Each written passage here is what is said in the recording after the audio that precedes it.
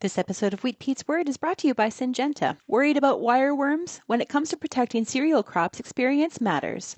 Choosing a Syngenta seed treatment to safeguard your investment against wireworms and seed or soil-borne diseases means you're getting a proven solution. Establish strong, healthy plant stands with the reliable protection you deserve. Visit syngenta.ca/wireworms to learn more about giving your cereals the strong start they need for optimal yield potential. Good day, and welcome to Wheat Pete's Word here on Real Agriculture for Wednesday, November the 19th. On this episode of The Word, be positive makes such a difference. Hey, stress year 2025, your previous management matters a lot. Then we've got agronomy updates. I do have an alert. How frustrating is that? It's November. We shouldn't have alerts. And at the end of the episode, I hope to get to yup. Times are tight. What do we do around managing that? Let's go!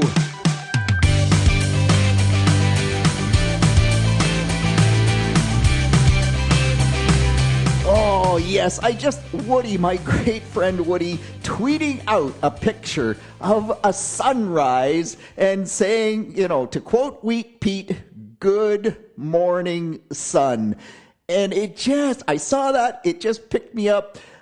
I love those positive comments. I mean, gosh, the days are getting shorter, and some people have this seasonal affective disorder with little sunlight really, really pulls them down. They have trouble keeping that positive attitude. It makes such a difference. Mark sending out some pictures around his broadcast wheat. So remember, Mark farms along the north shore of Lake Ontario. Incredible drought this year, like some 8 bushel soybeans that he harvested. Now that's dry. Broadcast wheat into the soybeans, you would say, man, that's a disaster this year, Mark. No, Mark sends out some pictures. The broadcast wheat is such an amazing crop. He's got an excellent stand there. Now, it's not as big as it normally would be, but still, just going to make a crop and looking way better than we should ever expect. And Mark being very positive there as well. And, social media, we all kind of shake our heads at social media. But there was 2 super Twitter conversations. One that Josh started around canola harvest and draper headers with pea augers versus auger headers with full fingers, and just, it wasn't a long discussion, but I learned a ton there, and just a great agronomy help out, and as well a great discussion around genetics versus agronomy and how yields have improved. And so social media can be so positive if people would just stop with the negative comments. And here's a rule to live by. If your mother wouldn't be proud of you saying that, don't say it. How's that for my philosophical comment for the November 19th episode? Hey, another thing, cool tools. So SWAC this year, we are looking for cool tools, short videos. So for goodness sakes, almost everybody, farmers are such ingenious people. I bet money you have some tool that you have developed to help you do something better, easier, faster, safer, whatever. We're looking for 2-minute short videos. Andrew Barry, Colin Elgie from the SWAC team, the Ontario Ag Conference team are driving this. If you have something, let us know. Send us a video. Get in contact with me, whatever. But I'm so excited about this session because I think there'll be so many cool things. But everybody's too shy to want to actually talk about the wonderful things that they've done. So it's like pulling hen's teeth to actually get those videos. Get off your butt. Get your phone out.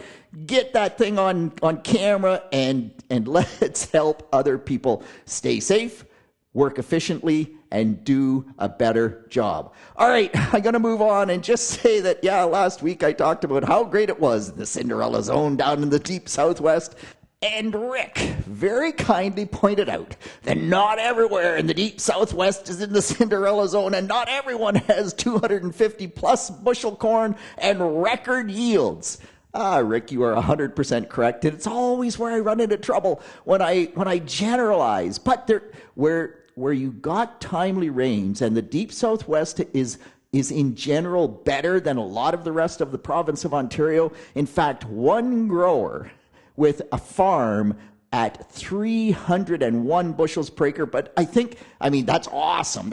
How many times do you break 300 bushels per acre in Ontario?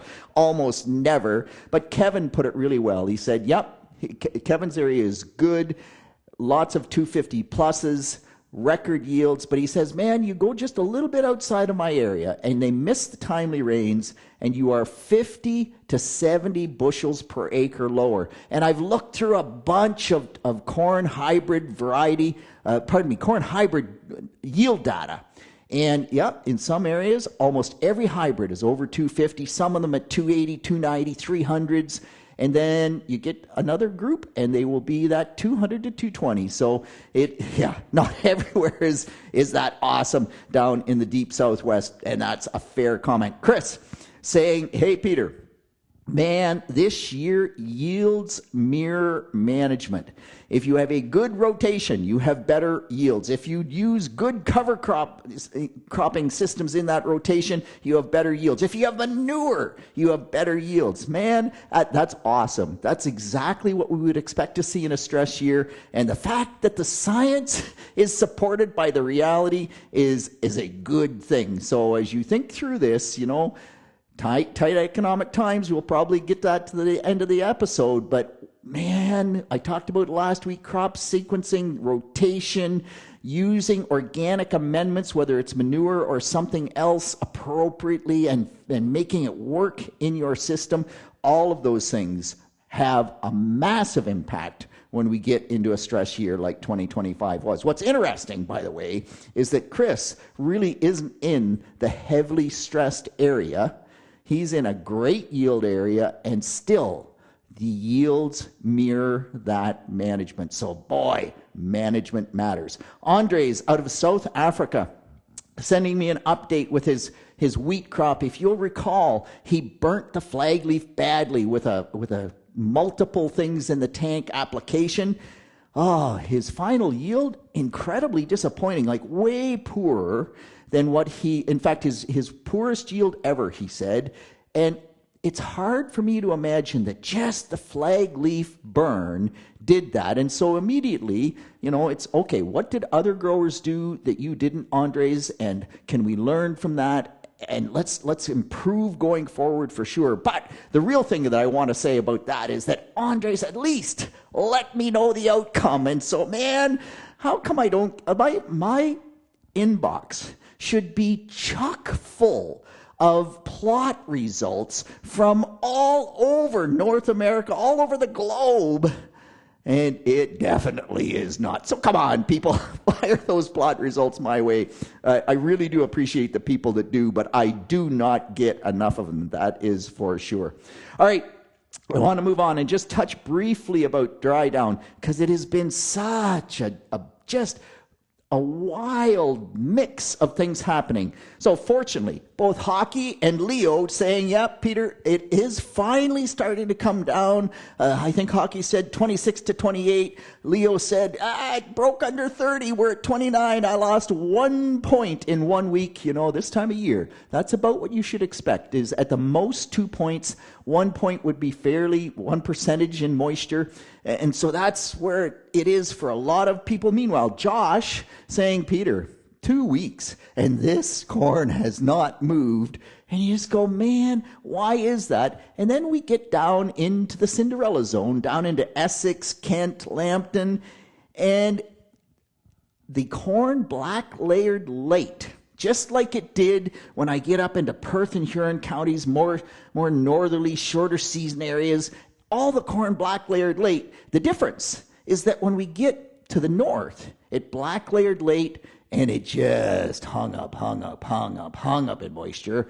We get to the deep southwest and it black layered late, and then the moisture just dropped like a stone. So in Essex County, if you can imagine, there is actually corn being delivered to the elevator today, or at least recently, that is dry. It is at 15.5 moisture or less. And almost all the corn in that region, from the reports that I've received, is under 18% moisture. You get to Lambton County, they're kind of that 20, 21, 22% moisture. And then we just get up into Huron County and we're 26 to 28. And we get to Grey County, we are still at 29 or 30. So just wild changes there. But at least for most people, it is starting to drop. There is some weird things happening, though, from that perspective.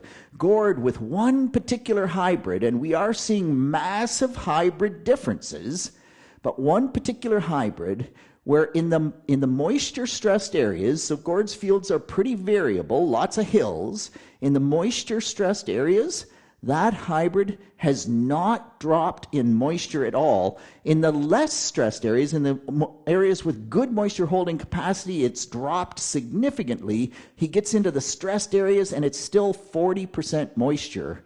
And you just go, it should be the other way. Where we get it really stressed, it should die early, it should dry down early. It's not what we're seeing in that hybrid. That is a really odd one. A different hybrid, not far away, has dried down much more normally. There's still variability, but wow, why would the stressed area on that one hybrid not dry down? And it's got to be something to do with stress tolerance in that particular hybrid. And maybe there's more hybrids out there like that, but phenomenally fascinating to a guy like Wheat Pete. And yeah, okay, here we go. Alert, alert, alert. Dang it, we have high DON levels, deoxynivalenol, vomitoxin. I hate calling it vomitoxin, but DON levels, for the people that are listening and aren't familiar with our terminology, toxins in the corn on a non-toxin year. In fact, one grower that I work with, the hogs are off feed. They are eating 25% of the amount of corn they should be eating. The corn is at 6.5 to 9 parts per million DON, and it's in an area where we should not have DON at all. And as I look through the data, and Kevin sent me some great data from down in the Essex County area, and you can really pick out problematic hybrids. We do not have a DON issue across the whole province or in wide geographic areas because it's not a year where we have DON. In fact, the OMAFA report, it's the lowest DON level in, I think, 10 years at least. And yet we have these high DON hybrids still showing up. And so, unfortunately, we didn't have the data on most of these hybrids to know that they were highly susceptible, or at least highly susceptible when they came under a specific stress, or maybe they caught a rainfall just at the exact wrong time, because some of these hybrids are not always showing high DON, but where they show it, they are through the roof. So all I can say is let's gather the data. Let's know that those hybrids are higher in DON, are more susceptible when they get those conditions. And if you're a hog feeder, let's not grow them anymore. In fact, I almost say as an industry, those hybrids they almost need to go, full stop. All right, before I leave corn, Matt reporting unbelievably high fines in his storage this year. He's coring bins, and my gosh, kernel integrity is not good this year. Lots of growers are talking to me about more fines in the bin, more fines in the combine, that in fact in the droughted areas, you can't even get the corn kernels to come off the cob properly, and yet test weights are okay. This is bizarre, because you would expect with poor kernel integrity, that means the starch granules didn't pack tightly, and that typically means low test weight. Not what we're seeing. So again, test weight is different than kernel weight, and I don't want to go down that rabbit hole this episode, but it is different. Anyway, core your bins. Matt saying some of his cores, as he cores that bin, almost at 5% fines when he's coring those bins. And the other thing that other growers are talking to me about is moisture rebound. So they're getting it dry. They think they're putting it into the bin at 15% moisture, 5% moisture. They're coming back a week later and they're resampling, coring that bin, resampling, and it's coming out at 16.5, 17%. Again, when the starch granules don't fit tightly together in that kernel. As we dry it, the moisture in the center of the kernel doesn't move out to the edge as quickly, and so the outside of the kernel, which is predominantly what we measure with the moisture tester, it might be at 15%, but the inside of the kernel may still be at 18 or 19%, and that moisture rebound can cause lots of problems in terms of keeping quality. So for goodness sakes, check, check, check. All right, I want to move on. And my comments last week about Cruiser on wheat seed and that the vigor would be fine, a caller saying, Peter, I think it just runs in my memory banks that with corn, when we were using neonics on corn, and Cruiser is a neonic, that the germination would drop on that corn seed. Do I remember that incorrectly, or has something changed? So the answer is that the Cruiser on the wheat seed will not cause the germination to drop. We've done this lots. We may see a little bit drop in vigor, but remember the rate of Cruiser that we're putting on the wheat seed is low. I think what you're recalling is back when we first got the neonics, we had a very high rate for corn rootworm control. This is going back before we had transgenics for rootworm control, which is another topic because, man, the resistant rootworm that are out there this year and the impact they are having are just horrendous. Regardless, the high rate of the neonic did tend to reduce the vigor more so, and maybe even the germ a little bit. And so the seed corn companies really, if you bought corn treated with the high rate of a neonic, they really didn't want that seed back. That was sort of, you take it, you plant it, we don't want it back, just because there was some potential issues. We didn't always see it, some potential issues, but no, on wheat seed and even on corn seed at the rates we're using today, zero impact on reducing germ or vigor. Everything is fine. And on that note, I also talked about big seed versus little seed, and my good friend Mark from Delmarva saying, Peter, you missed it. You missed the opportunity. Yes, we're talking about vigor and germ on big seed versus little seed, but that's why we seed in population, not in bushels per acre. Because if you have big seed, it takes more bushels per acre to get the same population as you have with little seed. Mark, you're 100% right. I missed that. But yes, anybody who says pounds per acre without knowing the seeds per pound or bushels per acre, just don't call me, man. I'm out, because I want you to be a real wheat grower, and real wheat growers plant by population, just like we do with corn. Last on the agronomic front here this episode, Ryan from Alberta saying, okay, Peter, how much ammonium sulfate can I put with my Liberty? And so I'm throwing it out there to the grand community. Here in Ontario, we have the recommendations. It's 3 pounds per acre. Some people in the U.S. say 5 pounds per acre of dry. There's liquids there as well. But I'm looking for feedback. Do people put more AMS with that Liberty? We know that adding some ammonium sulfate with the Liberty does improve weed control, particularly on some species, but you can get into some phytotoxicity if you go too heavy. So just throwing that out there from Ryan and looking for a little bit of feedback if I can get that at all. All right, let's finish up with economics, because the biggest question, number one question in the fall of 2025 is, Pete, where can I cut back? I mean, gosh, wheat is at under $7, corn is under $6. Oh, soybeans have had a nice run up. Boy, they're doing better. But even still, the economics, given the prices, map at $1,250 a ton or more, somewhere in that range. Nitrogen prices are crazy. Where do we cut back? How do I stay profitable?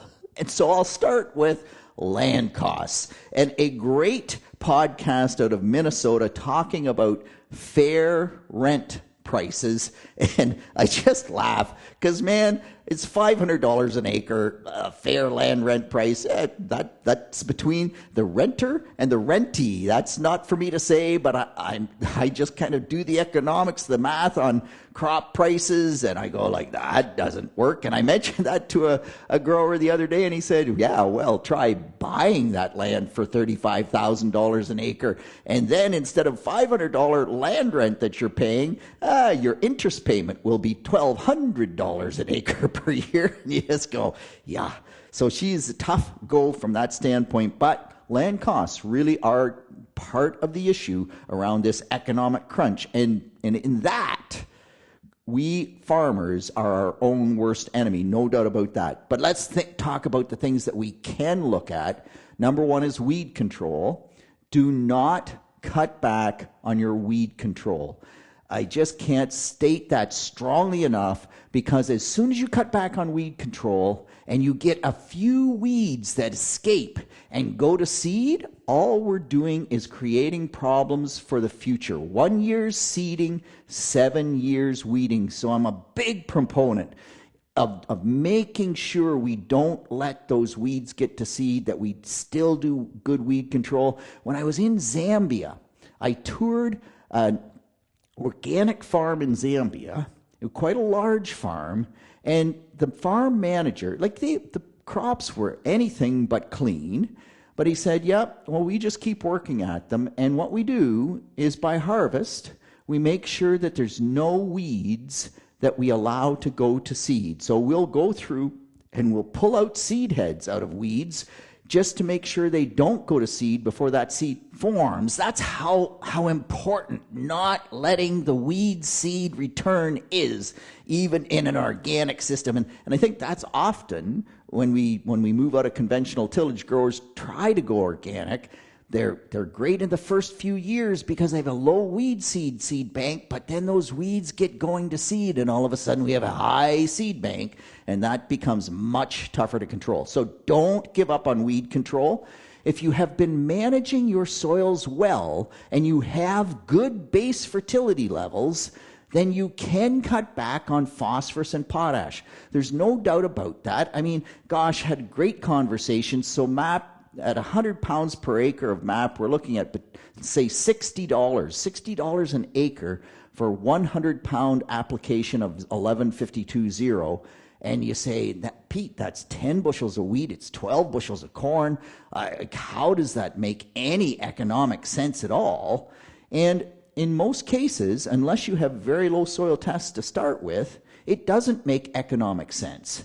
And you can say, this year, I'll cut back or I'll cut out those applications because I have good base fertility that I can live off. If you have low soil tests, you're going to get much more than 10 bushels out of those applications. You still need to put it on, but it is an area that you can cut back. You just can't cut back forever, because if you cut back forever, it will definitely bite you. And then, of course, my other one is, gosh, I just drive around the countryside and I see how much tillage is being done. I even see, and I've whined about this before on the word, but I see growers moldboard plowing soybean fields. You don't need that much tillage. It costs a lot of money to moldboard plow that field. And there is a place for the moldboard plow. I'm not saying don't ever moldboard plow. But if you are moldboard plowing soybean residue, I just shake my head and say, man, I guess times aren't that tight, because you can still afford that tillage that you don't really need.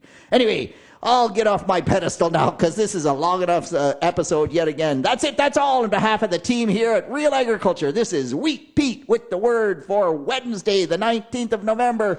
Keep the questions, the comments, the feedback coming, and we will talk to you again next week. See you then. Thank you for downloading this episode of Wheat Pete's Word, brought to you by Syngenta and the 2026 Partner Program that helps you earn cash back on your winning strategy for high-performing wheat. Talk to your retailer or visit syngenta.ca to learn about giving your crops the upper hand this season. Visit syngenta.ca/partner program to start calculating your rewards.